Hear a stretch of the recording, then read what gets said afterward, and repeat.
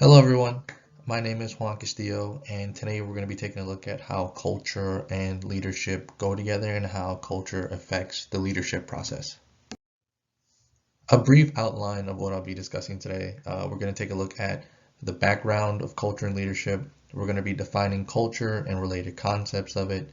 Then we're going to take a look at the different dimensions of culture.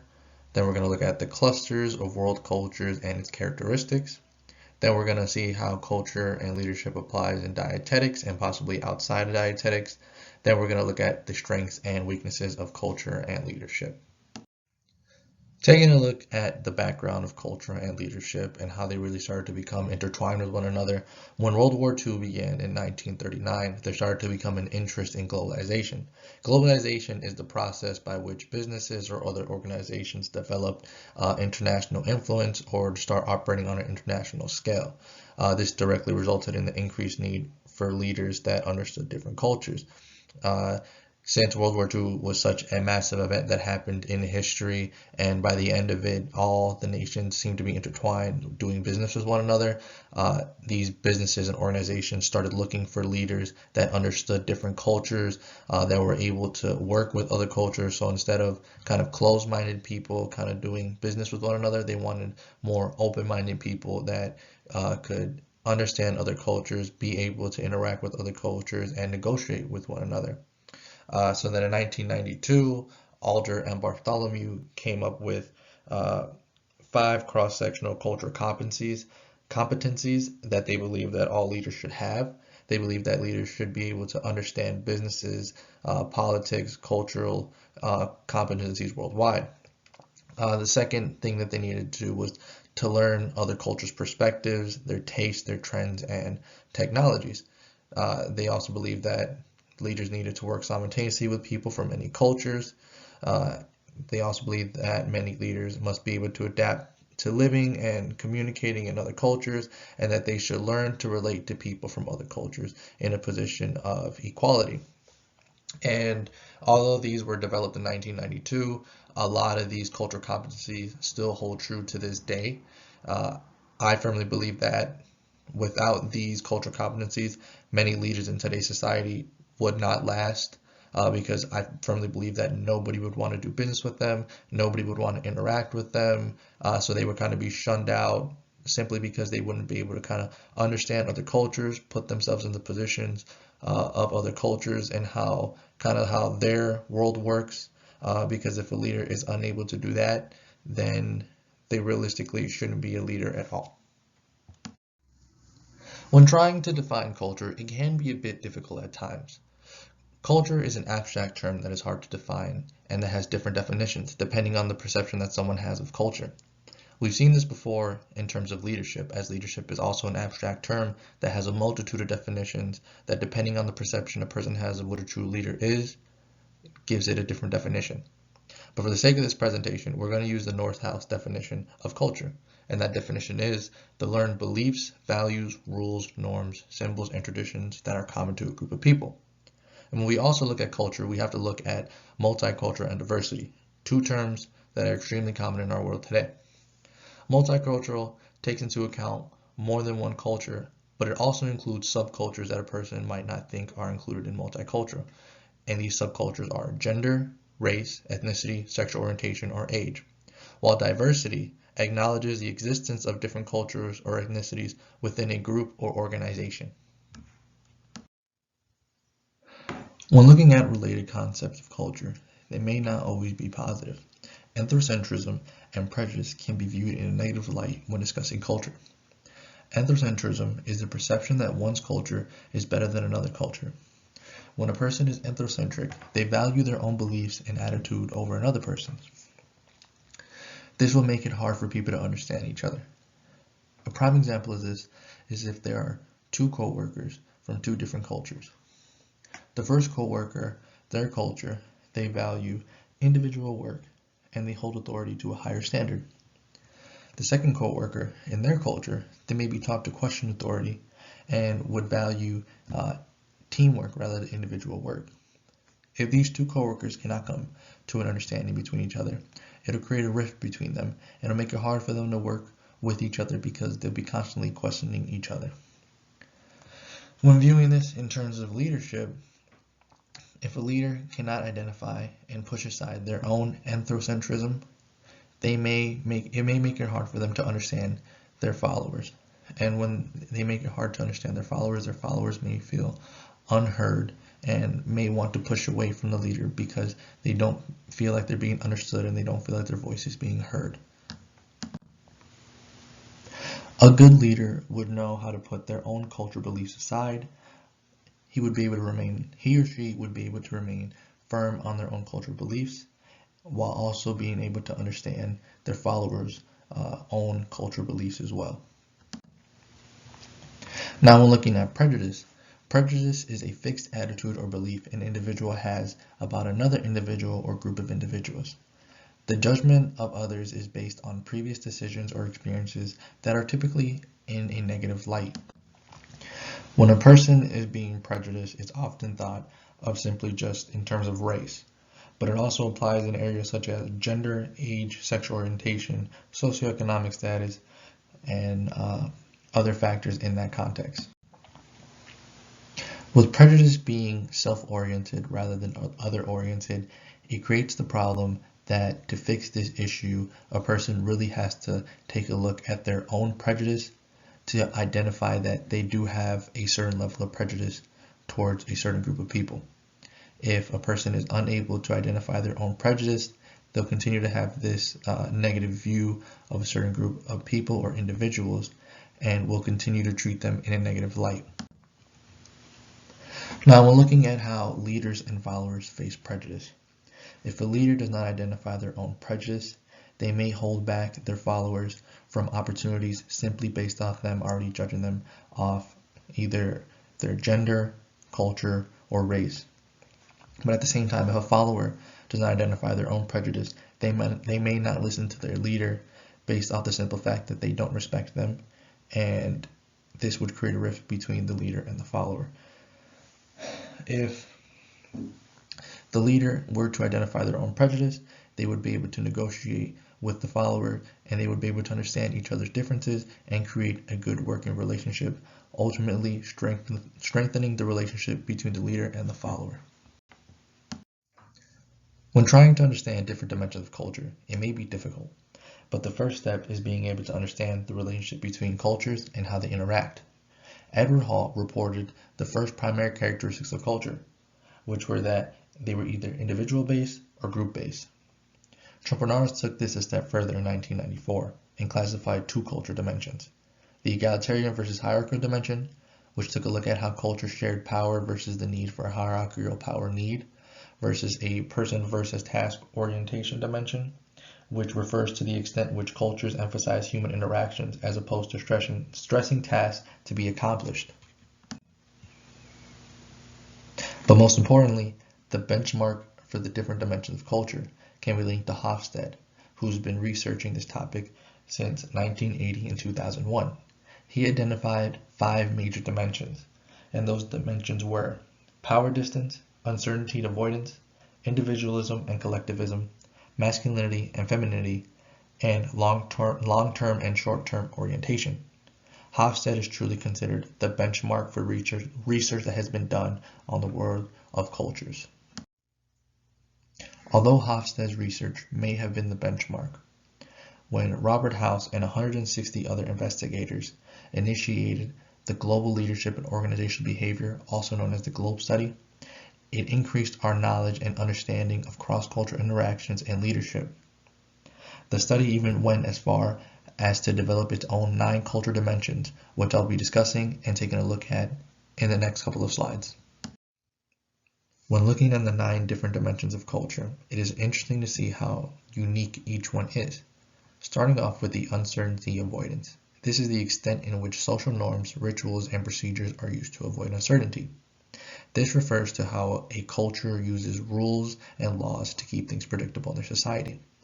In some cultures like Japan, they prefer to follow all the rules and keep things predictable in their society and safe in their own eyes. While in the United States, they're considered more reckless as some citizens don't follow all the rules and things become a little more unpredictable. When looking at power distance, this means that members of a group expect and agree that power should be shared unequally. In some societies, they rather prefer to separate each other based off their material possessions, their authority, their wealth, and things of that nature. While in other societies, the poorest person could be seen as equally as somebody with all the power based off the character of their person rather than their belongings. In terms of institutional collectivism, this is when an organization or society encourages institutional or societal collective action. This is when a culture is more concerned with the values and goals of their own country rather than individual values and goals. The North House book provides a great example of this by referencing the North Korean leader Kim Jong-un and how he has placed basically military force on all of his people to ensure that they follow the values and the goals of the North Korean society. While in-group collectivism can be looked at the opposite. It is how people express pride, loyalty, and cohesiveness in their organization or family. This is basically when cultures put all their loyalty and devotion into either their organizations or families, and they expect the same loyalty in return. For example, a culture could put their family and religions at the top of their list rather than any outside sources because they expect that their family and the religion will be close to them and remain loyal to them and basically show them the same gratitude that they show each other. Now we're looking at gender egalitarianism. That's when an organization or society minimizes gender role differences and promotes gender equality. This primarily focuses on how much societies de-emphasize the emphasis on biological sex in determining the roles that men and female play in their society, such as their home, organizations, and communities. It is seen that in some societies, women are viewed as less, especially in the political world, as a lack of women are seen in Middle Eastern politics, while in the United States we see more females taking higher roles, such as in organizations and in the political field. When looking at assertiveness, that discusses how people in a culture are determined, assertive, confrontational, and aggressive in their social relationship. This shows how some cultures encourage their people to be forceful, aggressive, and tough as opposed to encourage them to be timid, submissive, and tender in a social relationship. Depending on what society a person is in, this could be looked as a positive and a negative, depending on how forceful, aggressive they are, or how timid and how soft they may be. When looking at future orientation, this is the extent to which people engage in future-oriented behaviors. This could simply just be planning and investing for the future and assuring that almost all aspects are planned for in the future when looking at a culture's future, depending on how that person feels about the future. When examining performance orientation, that is when an organization or society encourages and rewards a group members for improved performance and excellence. This essentially just examines how we value people's performances, such as in the United States, if a person is working hard for a promotion, if they put in the time and the effort, an organization is more than likely to give them a promotion and move them higher up in the food chain of that business, and them feeling rewarded for all the hard work that they've done. In terms of human orientation, which is the ninth and final dimension of culture, that is when a culture encourages and rewards people for being fair, generous, caring, and kind to each other. Again, this strictly depends on how a culture wants their people to act and how they emphasize sensitivity to others and if they provide social support and how they value their community and go about their community values. Some cultures are very human oriented, such as Switzerland, while others may not be so human oriented. And these were the 9 dimensions of culture that the Globe researchers used when they analyzed the 62 different countries in their study. Well, looking at the clusters of world culture, the 62 countries were divided into 10 clusters. Each were unique in their own way, but at the same time, countries that were similar to one another were kept within the same group. For example, the Anglo cluster contained Australia, Canada, England, Ireland, New Zealand, South Africa, and the United States. While looking at Southern Asia, it contained India, Indonesia, Iran, Malaysia, Philippines, and Thailand.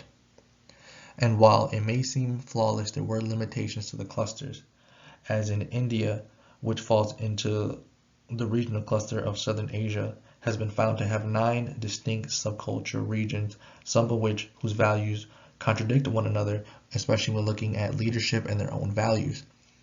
So again, although it may seem that the clusters are good and seem perfect, when going into a deeper dive and examining subcultures, some of these countries may have different subcultures and values that contradict one another based on their area and their region. When looking at the characteristics of clusters, it really gives you a better idea seeing which clusters are similar to one another and which ones are completely different. For example, if you were to look at the future orientation, Germanic Europe and Nordic Europe would be similar to one another because both of those clusters are planning for the future and are future oriented. While looking at Eastern Europe, Latin America, and the Middle East, those countries are not planning for the future and they aren't really concerned with what's going to happen in the future, and they're more concerned with what's happening now. And then again, if you look at performance orientation, Anglo, Confucian Asia, and Germanic Europe would all be similar to one another as they are more performance oriented as they look for rewards in their performances. While in places such as, in the clusters such as Eastern Europe and Latin America, they're not so performance oriented and they don't expect rewards for their performances. So again, it's just really interesting to see which clusters are similar to one another and where they fall within the 9 dimensions and where they score low within the 9 dimensions, just to give you a good idea of which ones are similar and which ones are different from one another. So while each globe researcher was able to get a better understanding of each country and each cluster, the main purpose of the globe study was still to get a better understanding of how each cluster viewed leadership. Essentially, the globe researchers were able to identify 6 global leadership behaviors.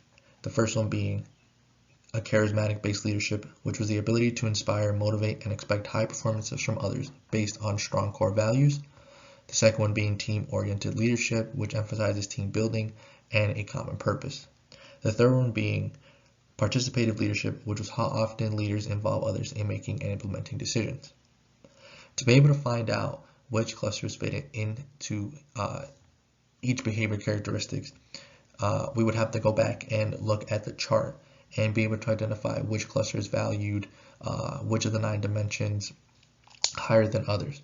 For charismatic-based leadership, again, this was the ability to inspire and motivate others to perform better. These would be the clusters that didn't expect a reward when their performance was high, and they essentially just did it out of the kindness of their hearts to keep pushing themselves forward and to keep pushing others forward. So this one would be very group oriented and non-reward based oriented. When moving on to number 4 of the behaviors, this is a human-oriented leadership. It emphasizes being supportive, considerate, compassionate, and generous. Now, this would be a cluster of individuals that have their loyalty to their family, to their religion, and expect the same loyalty back, as they value family and whatever group they're a part of higher than their own individualistic needs. While number 5 is the complete opposite. Autonomous leadership is mainly focused on independent and basically just individual leadership. While number 6 seems to be more balanced of the two, and that's self-protective leadership, and that's behaviors that ensure the safety and security of the leader and the group. When discussing and looking at the strengths on culture and leadership, the primary strength is the research that's been done on the topic. A big part of this is thanks to the globe studies that were performed. The results of the globe studies have given us a better understanding of leadership in other cultures and provides a broader and more elaborate way of describing dimensions of different cultures. Again, this can be referred to back how the different clusters scored on the 9 dimensions and what they viewed as a priority to them, and then what they viewed as a low priority to them. The globe studies also provided information on what is universally accepted and unaccepted as good and bad leadership. And lastly, and most importantly, the globe results show how influential culture is on leadership and how it affects a person's leadership style as well. When looking at the weaknesses of culture and leadership, as good as the globe research was and how many strengths it provided, it also provides negatives as well. The Globe research shows that there is no measures to assess culture and leadership simultaneously. That is why there was no one theory describing culture and leadership, as it shows that it's basically almost impossible to find a theory that combines both of them together. The second weakness is that the narrow scope affects the way researchers have labeled and defined certain cultural dimensions and leadership behaviors. By this it means is that while some leaders of different countries might have different characteristics, they are forced to place them within one of the 9 dimensions that the Globe research provides. And while this is an issue because while a leader may have positive characteristics, there could be a dimension that's not created for them based off their characteristics, their leadership methods, and their behaviors. So it forces them to be placed into one of the 9 dimensions that won't necessarily fit them as well. And the last weakness is by isolating a set of attributes that are characteristics of effective leaders without considering the influence of situational effects. By this, it just means that it does not take into account the environmental factors or outside factors that leaders may possess or that's going on around them when examining their behavior and their characteristics. When looking to apply culture and leadership onto one another, it is fairly easy. Clinical dietitians have to treat diverse patients. This means that their patients may be from another country, they may be from a different ethnicity, and this can be referred back to anthropocentrism, where a clinical dietitian would need to try to understand that each person's culture is important. They shouldn't put their own culture above anyone else's to try to get a good understanding with the patient to be able to work with them. The same can be applied when they're working with different hospital staff. Someone in the hospital staff may view their own culture ahead of the dietitians, and it's the dietitian's job to try to meet that person halfway to try to get a good understanding of them and to make a good working relationship with them.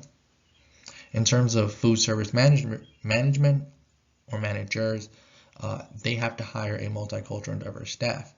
And it is on that food service manager to understand the different cultures and that's going on in their department and how they have to interact with different employees and how different employees have different perspectives on their work ethic, what they value, and their morals as well. So again, it just comes down to understanding, communicating, and being able to relate to their employees and being able to create a good working environment for them and a way for them to feel understood and heard. In terms of the community setting, it is about the same as community dietitians would be assisting diverse communities, and they'll need to understand the needs of that diverse community, need to understand the views and values of that diverse community as well. But most importantly, just making sure that that community's outlook and values are being heard whenever they discuss or receive help from the dietitian. And lastly, I included a 2017 survey that found that 5% of nutrition dietetic professionals were Hispanic, 5% were Asian, 3% were African American, and 2% were other. I decided to include this survey data because it shows that nutrition and dietetics is headed in the right direction and headed in the incline in terms of becoming more diverse. And I think that's extremely important, especially because we deal with so many multicultural people on a daily basis. And I think the more diverse nutrition and dietetics becomes, that could just honestly be seen as a positive, and we'll be able to reach out to more people and understand different cultures easier. Here are my references, and thank you for listening to my presentation.